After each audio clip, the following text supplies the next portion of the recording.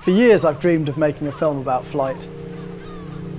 And now I think I have the perfect camera for the job. The XC10.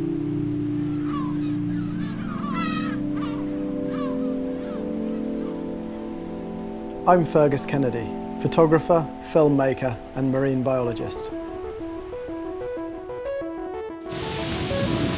Away we go! To find out what it's really like to fly, I'm spending a week shooting with paraglider pilot Dave Lewis. For this production, having a camera that's compact is vital. But to do justice to the full spectacle of flight, I want broadcast quality 4K video. That was amazing. Couldn't have asked for better than that. I would have really struggled with a bigger camera up there.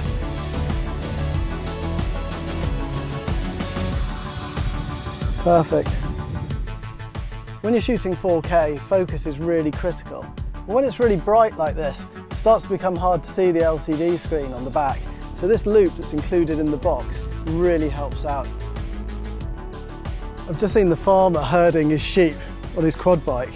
The image stabilisation is so efficient. I'm fully zoomed in at 240mm and I'm able to get really stable handheld shots. The second flight of the day, the thermals are really kicking off now, so it should be exciting. And go. Push, push, push, push, push. We took off in the usual place and picked up some good thermals there and then did a big spiral dive all the way down. On a day like today, I can really understand why Dave's so hooked on flying.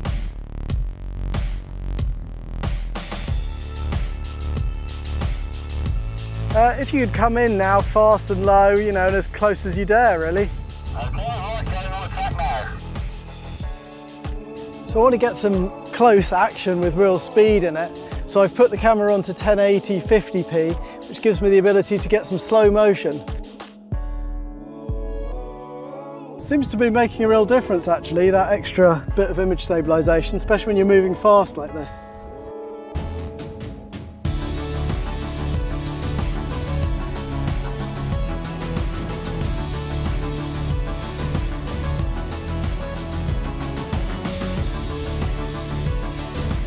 We've got some great stuff. I think we can get a frame grab and put it straight up on the social media.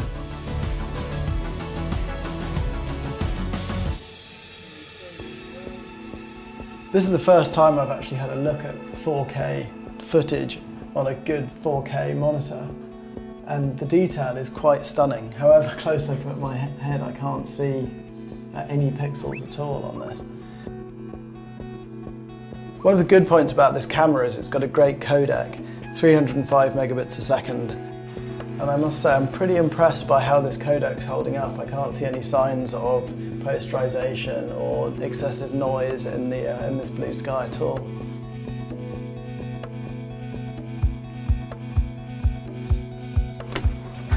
Works. And at the moment I'm shooting ISO 1600 and getting a pretty clean image out of it. The interview was really important for me because I wanted Dave to narrate the film with his thoughts on flying and what it means to be a pilot. So it was great to be able to get audio straight into the camera. So let's switch face tracking on. You can get some really fantastic shots using a gimbal like this, but the problem that I have is I can't rack focus while I'm moving and holding the gimbal. So this face tracking autofocus will hopefully sort out that problem. Yeah, that looks lovely.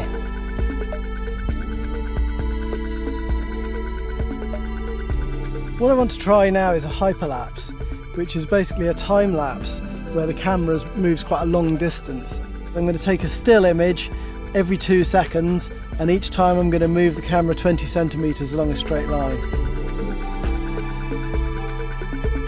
That was quite hard work, crawling along on my knees. Got photo bombed by sheep as well. But with a bit of stabilisation in post, I think this hyperlapse has worked. Okay, Dave, I'm able to monitor from the back seat via Wi-Fi the view that the camera's getting. It's looking pretty good. Getting a few reflections of the sky I can see now.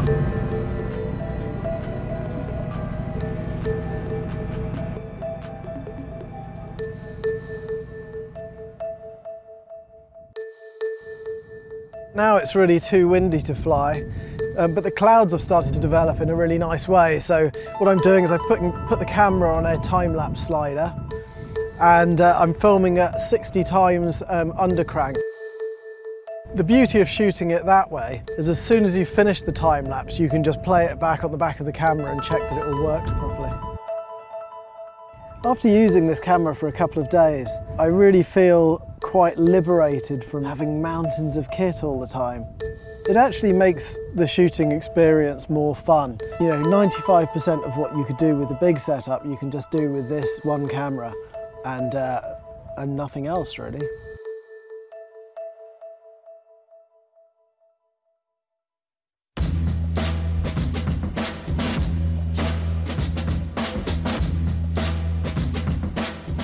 The camera's really living up to the promise of being able to use it in a lot of different ways, mount it in different places, and to get some really exciting viewpoints.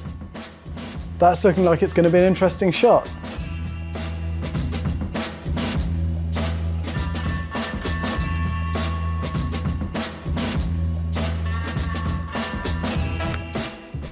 Image stabilizer's on, Wi-Fi is on, so we're good to go.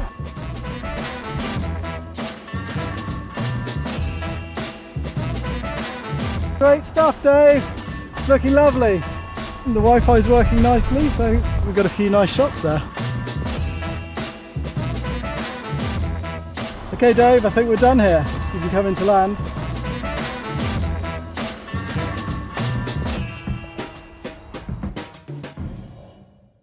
For the big reveal of Dave's glider at the start of the film, I've got a really tough shot to capture. Dave needs to lift off from a standstill while I do a camera move. He went up slightly more than I was hoping, but we'll keep going. This low-level flying is really weather dependent, and it's meant shooting straight into the sun. But with 12 stops of latitude and the Canon log mode, the image is holding up really nicely. That was better, definitely better. Yeah, when you're ready. This shot's been tough to get right, but it's been worth it. It's a sensational image. It's super crisp, the AF's tracked perfectly, and even with the complex background and really tough lighting, the codec's done its job beautifully.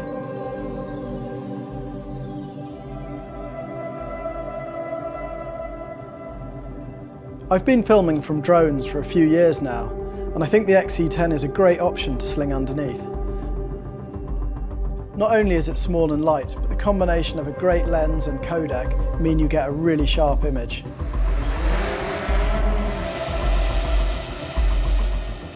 Having a camera up there with the paragliders completely changes your perspective on the sport and what it means to be a pilot. Suddenly the world feels a lot more three-dimensional.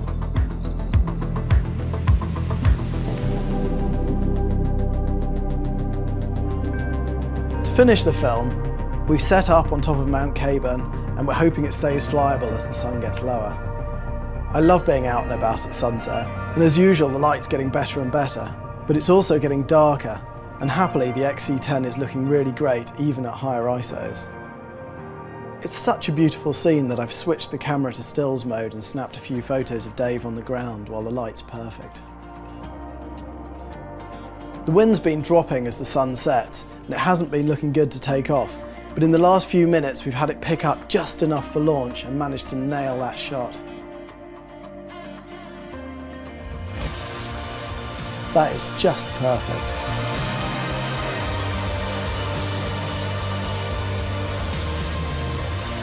And when conditions are changing really fast like this, it's great being able to get a proper telephoto shot without having to mess around with switching lenses or setting up tripods.